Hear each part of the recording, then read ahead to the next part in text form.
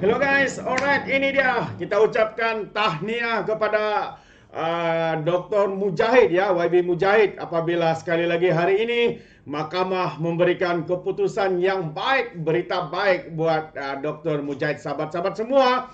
Tapi berita buruk buat Ustadz pendusta. Itu dia.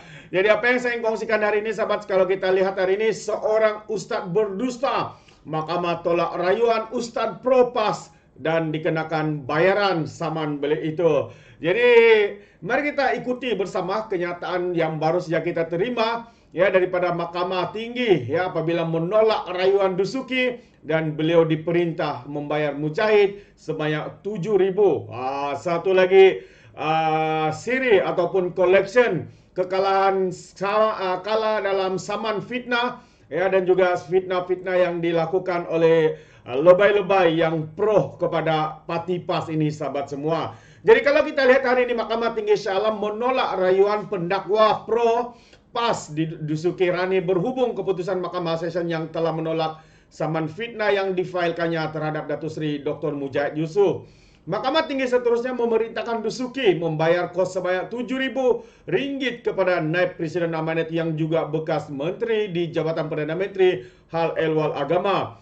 Hakim Datuk Khadijah Idris dalam keputusannya menolak rayuan Dusuki telah memberikan alasan ringkas, antaranya mahkamah mendapati defendant atas imbangan kebarangkalian membuktikan bahawa kenyataan yang dipertikaikan tersebut mempunyai justifikasi. Katanya, keterangan menunjukkan KYD itu yang merupakan satu tindak balas terhadap kenyataan plaintiff yang disiarkan di YouTube pada 20 Februari 2020 ya bahawa tabung haji telah menjual aset yang terdiri dari Hotel TH yang merupakan harta orang Islam kepada bukan Islam dan adalah dosa yang dikena ditanggung sampai akhirat, kata peguam defendant Nur Azmir Zakaria dari firma Akram Hizri Azad and Azmir yang memetik keputusan mahkamah tersebut.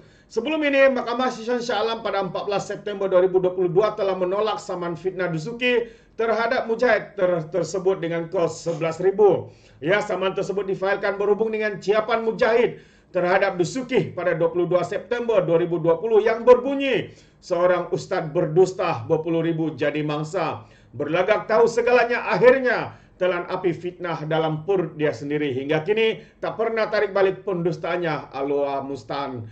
Jadi Hakim Mahkamah Session di dalam keputusannya pada 14 September 2022 telah menyatakan pernyataan dalam Twitter itu bukan merupakan satu fitnah kerana daripada keterangan semasa perbicaraan telah terbukti bahawa aset tabung haji tidak dijual kepada orang bukan Islam. Ini antara fitnah yang dijajah oleh Ustaz ini ya. Katanya Datuk Mujahid menjual aset tabung haji kepada orang bukan Islam. Tapi hari ini ya, sebelum itu juga dan hari ini keputusan terkini sekali lagi ya, keputusan berpihak kepada Dr. Mujahid yang mana ya mahkamah menunjukkan bahawa tabung haji itu tidak dijual kepada orang bukan Islam. Dalam pada itu Nur Azmir yang memetik alasan penghakiman berkata, keterangan juga menunjukkan terdapat penjelasan yang dibuat di Parlimen oleh mantan Perdana Menteri terhadap soalan dikemukakan defendant bahawa aset tabung haji yang kurang berdaya saing dipindahkan kepada sebuah syarikat tujuan khas yang dimiliki sepenuhnya oleh Menteri Kewangan diperbadankan dan bahawa tabung haji tidak dikuasai oleh orang bukan Islam. Pemindahan tersebut adalah sebahagian dari pelaksanaan di bawah Pelan Pemulihan dan Penstrukturan ya tabung haji yang diluluskan oleh Kabinet sewaktu defendant menjadi Menteri Agama di Jabatan Perdana Menteri. Terdapat juga keterangan bahawa plaintiff sendiri setuju bahawa hotel tabung haji tidak dijual kepada orang bukan Islam, kata alasan penghakiman tersebut. Ya, KYD tersebut adalah satu tindak balas terhadap tindak balas defendant terhadap kenyataan plaintiff sendiri yang mengatakan tabung haji telah dijual kepada orang bukan Islam, ujarnya. Plaintiff itu adalah Ustadz Dusuki yang pro kepada parti PAS ini, sahabat-sahabat semua. Ya, beliau meminta saman itu diteruskan, tetapi apa yang berlaku hari ini Mahkamah Tinggi menolak. Bukan samannya, rayuan Dusuki itu telah ditolak oleh Mahkamah Tinggi. Ya, ini dia. Jadi kita tahu ini satu lagi koleksi kekalahan kalah saman, ya kalah saman fitnah daripada pembangkang, daripada penyokong-penyokong PAS, ustaz-ustaz yang berdusta, sahabat semua, ya. Bukan saja mereka memberikan fitnah ini di luar, tetapi berada di dalam masjid. Itu antara satu perkara yang sangat lagi memalukan, sahabat semua. Yang mana mereka menggunakan masjid itu medan untuk mereka menabur fitnah, menghasut kebencian kepada pemimpin-pemimpin, khususnya seperti Dr. Mujahid. Dan hari ini mahkamah telah pun memutuskan, sekali lagi saya ulang, bahawa fitnah yang kononnya tabung haji itu dijual kepada orang bukan Islam adalah tidak benar semata-mata. Ya, hari ini mahkamah menyatakan bahwa aset itu tidak dijual, ya, dan apa yang dilontarkan, fitnah yang dinyatakan itu semuanya adalah satu dusta, ya, adalah satu fitnah, tuduhan melampau tanpa bukti, sahabat-sahabat semua. Hari ini, ya, fitnah membawa padah kepada ustadz yang berdusta, tidak mengenal dosa, sahabat semua. Mereka sanggup melakukan apa saja demi untuk menghasut kebencian kepada pemimpin-pemimpin, khususnya pemimpin daripada Pakatan Harapan, Parti Amanah, sahabat-sahabat semua.